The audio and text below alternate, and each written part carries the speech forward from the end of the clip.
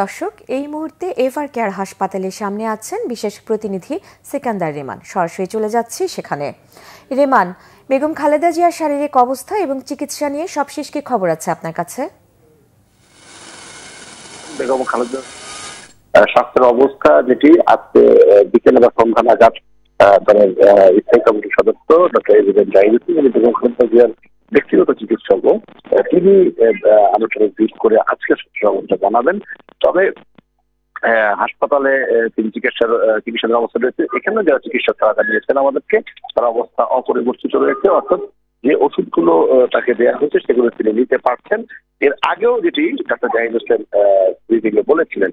আর কিছুক্ষণ পর BNP chairperson Begum Khaleda জিয়ার তথ্যমন্ত্রী ডাক্তার ওবায়দুর রহমান, যিনি লন্ডন থেকে ঢাকায় এসেছেন, তিনি তার ধানমন্ডি তার বাবার বাড়ি থেকে কিছুক্ষণ পরেই হাসপাতালে আসবেন।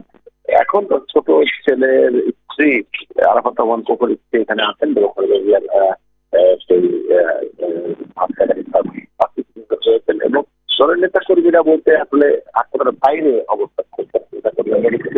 অনেক সাধারণ মানুষ হাসপাতালের বাইরে আসছেন, যথারীতি দোয়া হচ্ছে বেগম জিয়ার কামনায়।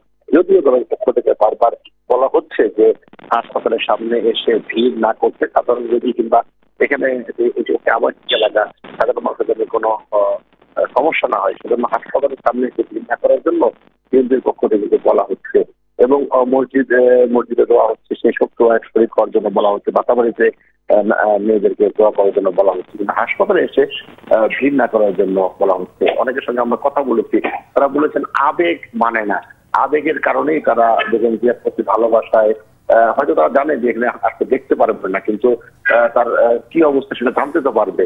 ডাক্তাররা ব্রিফ করবে, গণমাধ্যম কর্মীরা বলবে, একটু কথা শোনার জন্য, একটু কথা জানার জন্য দেশের বিভিন্ন এলাকা থেকে, রাজধানী ঢাকার কথা বলছে তা কিন্তু নয়, দেশের বিভিন্ন এলাকা থেকে, বিভিন্ন অঞ্চল থেকে কিন্তু দুই দূরান্ত থেকে মানুষ কিন্তু সাধারণ মানুষ আসছেন এবং বেগম জিয়ার সবশেষ কি স্বাস্থ্যের অবস্থা সেটা জানার জন্য।